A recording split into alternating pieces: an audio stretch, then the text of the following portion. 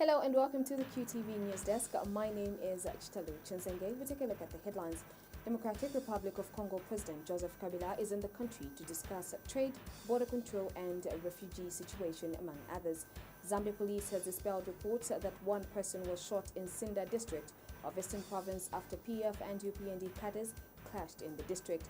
And the Zambia Congress of Trade Unions, ZCTU, is demanding for the immediate reopening of the university and reinstatement of all affected lecturers, and management should ensure that these lecturers are paid what is owed to them.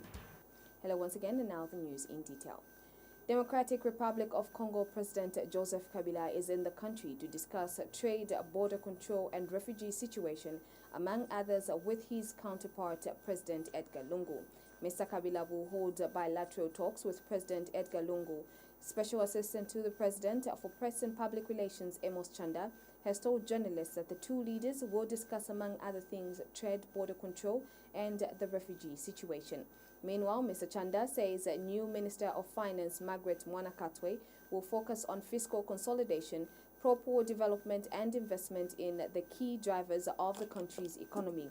Speaking when he interacted with news editors from various media houses in Lusaka, Special Assistant to the President for Press and Public Relations, Amos Chanda, says a new Minister of Finance will ensure that budget leakages are sealed up, and Mr. Chanda has also indicated that President Edgar Lungu has taken major steps to curb control misapplication and misappropriation of funds. He said the President has elevated key offices within government that deals with controls such as the internal auditor and the accountant general. Mr. Chanda further states that the head of state has increased interactions between these key institutions. A man has escaped unhurt after a car he was driving overturned and fell in the drainage along Addis Ababa Drive in Lusaka. A QTV news crew that rushed to the scene found the car upside down as the owner was retrieved from the vehicle by the police, while onlookers watched in disbelief. It is believed that the man was going to Kablonga, where the company he works for is located, but overturned when he tried to avoid another car on the way. A combined team of the Zambia Police and Transport Safety Agency have since retrieved the vehicle.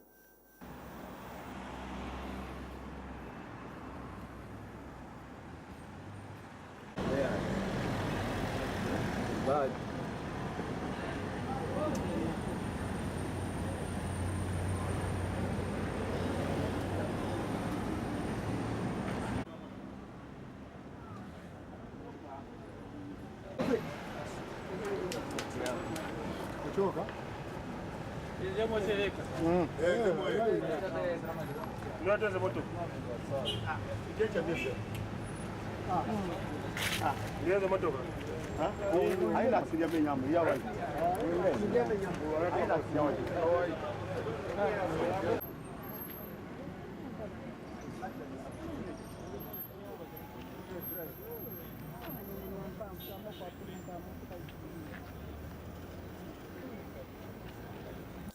United Party for National Development, UPND, and Patriotic Front, PF cadres have clashed in Sinda district in Eastern Province, leaving two UPND cadres injured.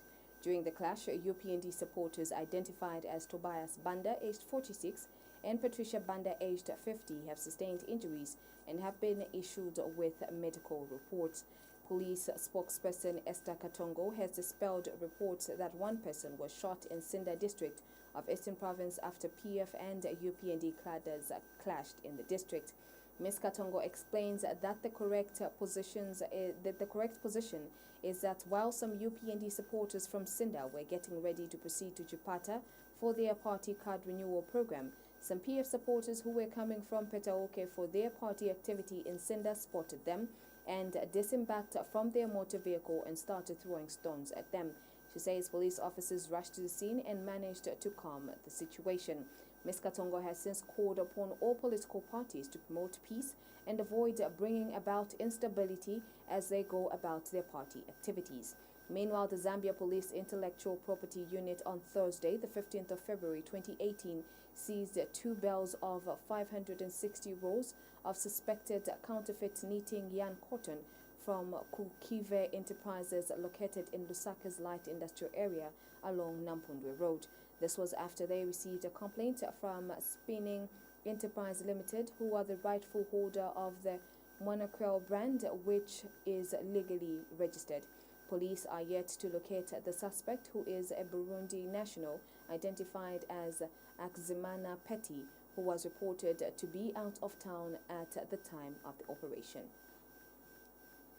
The Zambia Congress of Trade Unions, ZCTU, is demanding for the immediate reopening of the university and reinstatement of all affected lecturers, and management should ensure that these lecturers are paid what is owed to them.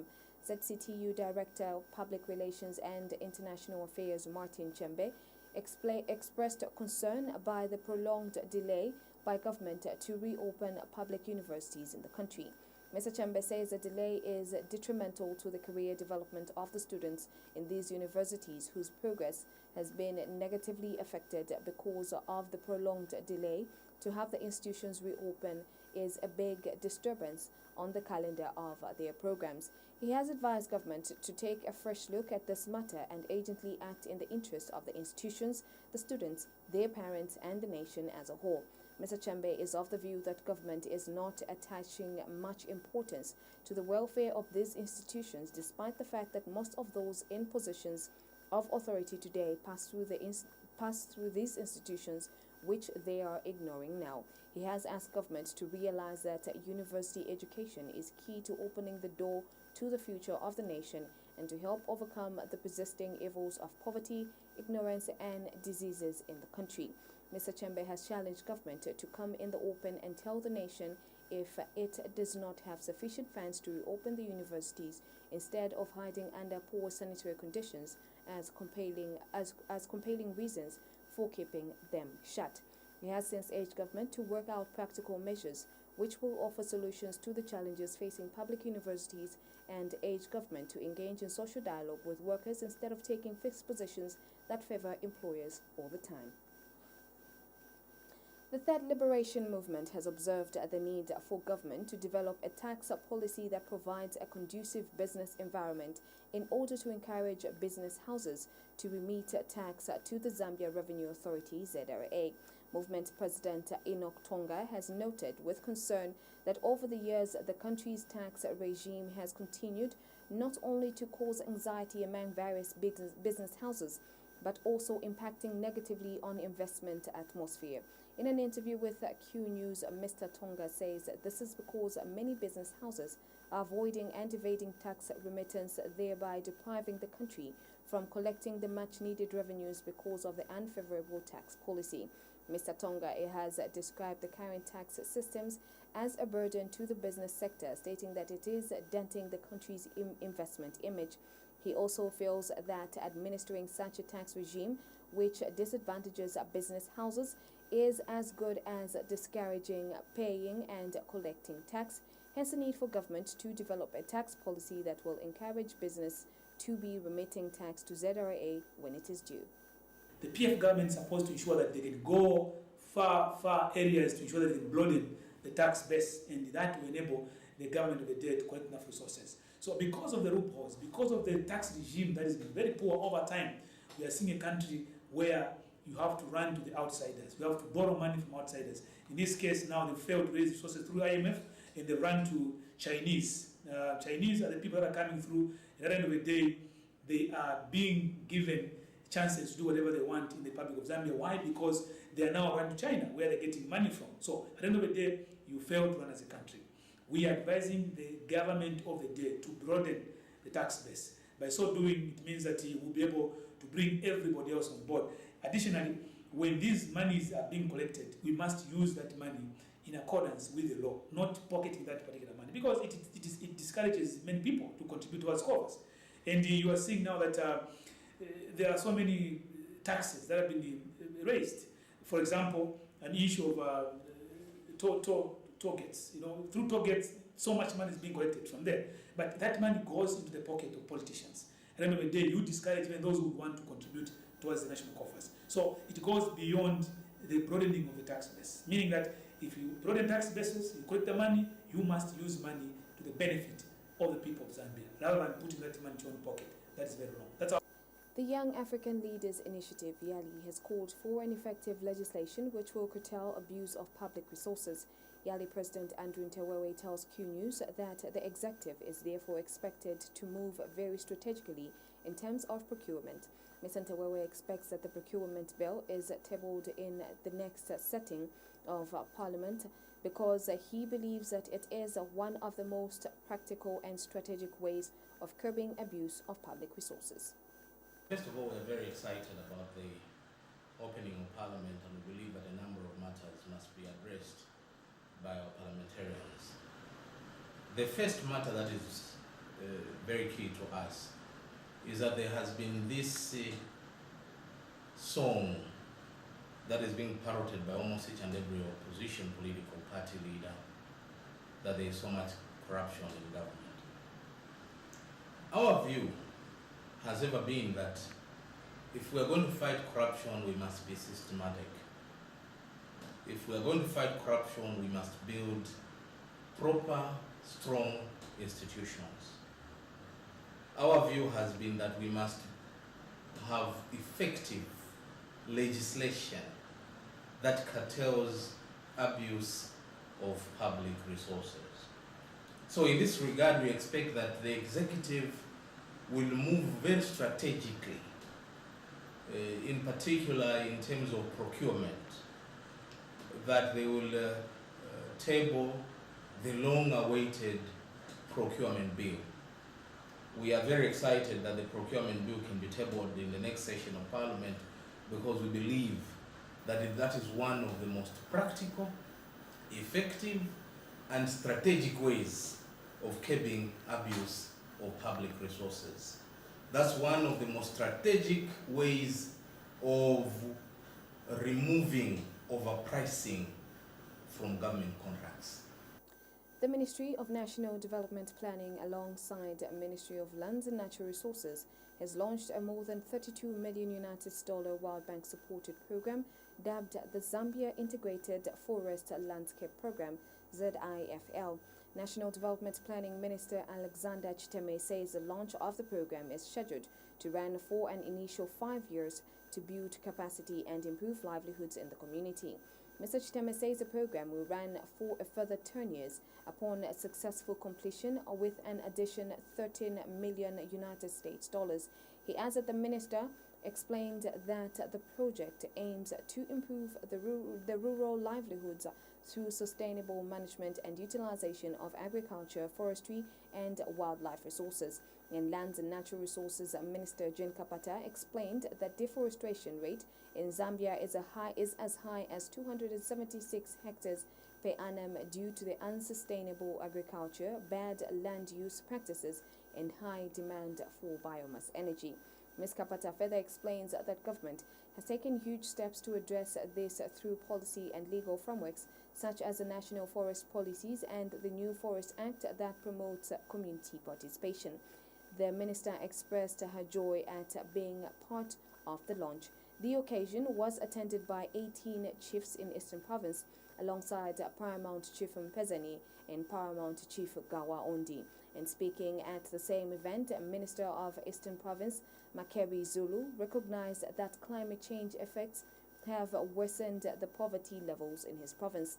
Mr. Zulu expressed gratitude at the coming of the project, which will be implemented in all the 9 districts of the Eastern Province. Meanwhile, World Bank Country Manager Ina Ruthenberg stated that the project is special in a way because Zambia is among the first 4 countries, Ethiopia, Colombia, and Indonesia, to access funds from the biocarbon funds under the program called Initiative for Sustainable Forest Landscapes. The program is expected to significantly reduce biocarbon emissions while improving sustainable agriculture in communities. After the launch, the ministers went to the National Tree Planting Season in Eastern Province, a program dubbed the Zambia Integrated Forest Landscape Program. Procurement lawyer Kelvin Waliafube has expressed concern over the high rate of divorce that is destroying many families in the country. Mr. Fove says it is disturbing that the rate of divorce in the country is increasing at the alarming rate, with 26,000 divorces every year. Speaking during the Valentine's Couples Day, Mr. Fove urges couples who face problems to go back to basics rather than resorting to divorcing. Mr. Fove adds that it is important that couples adhere strictly to the counsel of God in strengthening marriages. Thus, the need for them not to neglect God's counsel for marriages, because faithful companionship built on godly foundation cannot be faulted. He has advised couples to always set their priorities right by sowing the right seed for good harvest and expounding in wisdom, which, according to him, is pivotal in marriage. I have been in the system of law for over 30 years in practice, and I'll tell you, there are so many cases today that go to court, and the magistrate will look at each case as a case. You're just a statistic. You get divorced tomorrow, you're a statistic, and yet you are a broken woman. You're a broken man. You're not the same person. Let's go back to basics. Our families do matter. We must begin to say no to bad leadership. And we must begin to say no to mediocrity in Zambia. But it goes to us as parents. Basics. If we produce bad material, it will become bad material. And don't expect this bad material, which you have not guided and disciplined, to be good tomorrow. You are giving the nation of Zambia material which is supposed to be engineers and doctors and lawyers tomorrow. Bad material. I'll tell you, I've seen some of my lawyers as friends, and I don't mean to embarrass them. The Michael and Uncle table, you're about to start arguing a case early in the morning. It's like a brewery. You're holding your nose, you're thinking, oh my God, am I going to be in this court with this guy for 3 hours, smelling like this? I don't mind him drinking, but don't bring it to court. I don't mind what he does over the weekend, but don't bring it to work. And Praise Christian Center founder Edgar Ngambi has encouraged couples to always exhibit the culture of openness and transparency in their marriage. Pastor Ngambi, who is also the marriage counselor, extolled the virtues which set out by God for man and woman, saying it is the only standard for a successful union. I know when you come among us, especially if you're a Christian, Christians are the best actors in the world. Not Hollywood, no, Christians. They can quarrel terribly at home. When they come to church, holy hands they lift. So, and this time I'm not talking to your neighbor, I'm obviously talking to you. So Christians are like that, you know, very good. And out there they give this wonderful image. But you know, the truth is this. If you are going to have a good marriage, number one, acknowledge where you are. Acknowledge that you need help.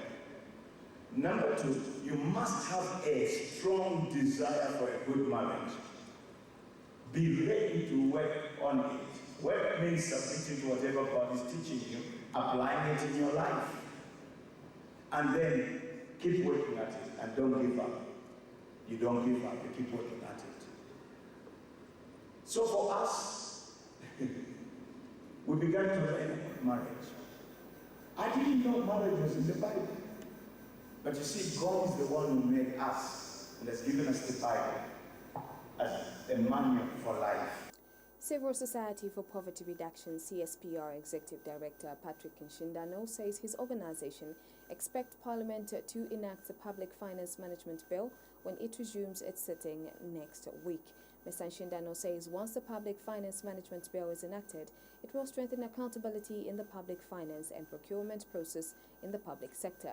In an interview with Q News, Mr. Nshindano notes that the procurement process in the construction sector has been attracting public concerns due to weak regulations framework, hence the need for Parliament to enact the Public Finance Bill. He adds that CSPR is further looking forward to seeing that Parliament enacting and planning and budgeting bill when it resumes its sitting next week in order to promote adherence to the budget and reduce expenses outside the budget. He says the two bills, that's the public finance and budget and planning bills, are progressive, and their enactment is critical, especially this time when the country is in the process of economic stabilization. Secondly, there's also the issue to do with the budget, which is the planning and budgeting bill, which should promote adherence to the budget. Year in, year out, we see issues to do with outside budget expenditures, how we can be able to manage our budget deficits and ensure that resources that are meant for specific programs actually are spent on those specific programs. And that is one key policy instrument or legal instrument that is going to ensure that that is done, but also more importantly, be able to align it to resources. This is in terms of alignment to the 7th National Development Plan, which has very progressive policy pronouncements with regards to accelerating our national development, but also tackling issues to do with poverty reduction in the country and human development as a whole. So Parliament, I think one of the things they need to do in the immediate is try and see how they push and call for the executive to be able to table these very progressive bills that have been pending for a long time. And I'll sum them up as the Public Finance Management Bill in terms of enactment, the Public Finance, the Planning and Budgeting Bill, the Public Procurement Bill, the Loans and Guarantees Bill, and these are critical, especially now that we are in this economic stabilization period. Agriculture Permanent Secretary Julius Shawa has called for investment in paddy rice seed processing because the country relies on imports. Mr. Shawa also says that the country imports vegetable seeds, which is an opportunity for investment by the private sector. He said this when Zambia's High Commissioner to India, Judith Kabijimpanga, called on him in Lusaka when she took Prasad Seeds Company that wants to set up a seed processing facility in Zambia. Mr. Shawa says over 10 seed processing companies existing in Zambia have focused much on corn seed processing for the local market and exports. He says the importation of paddy rice seeds has led to low productivity in Zambia. And Prasad Seeds General Manager for Africa, Srikuma Nir, says his company is reputable as it supplies 70% of India's seed needs. Mr. Nir says Prasad Seeds Company has chosen to invest in Zambia because it is well positioned to reach out to 8 neighboring countries. He says his company has already set up a commercial entity in Zambia because of political stability and a conducive climate for seed processing. Meanwhile, Zambia's High Commissioner to India, Judith Kabijimpanga, says Prasad Seeds Company has an ambitious outgrower scheme which empowers men and youths through giving them seeds to plant and buying off the produce. Mrs. Kabijimpanga says the company is worth investing in Zambia because it also has a food processing unit for food preservation in which shelf life is 2 years. She also said the year 2018 will see more investors traveling to Zambia following a continuous aggressive marketing of the country in India and countries of extra accreditation. And in diversification, we have to look at planting material availability. So you mentioned vegetable seed. Almost all the vegetable seed is imported into the country. Very little, if any, is produced internally in the country. Paddy, we've had a challenge. It's recycled, and so that compromises the issues of yields and quality and things like that. Now it's time for us to look to Africa. To Africa, and then of the possible 7 or 8 countries of interest to us, we are first starting out with. We would like to start out with Zambia. Okay. Because a couple of reasons, as again, of course, you've demonstrated political stability, you've demonstrated peace, and those factors are there. Plus, also, I think its geography is interesting for us. And on the other hand, they also have a policy of outgrower scheme. They get seeds to the women, and once the harvest is done, they sell back to the company. So that is actually what interested me so much, yes, to see that there's a level of improvisation, and also we can. For more news, you can visit our website at www.qtvzambia.com. My name is Chitalu Chinsenge, pleasant viewing.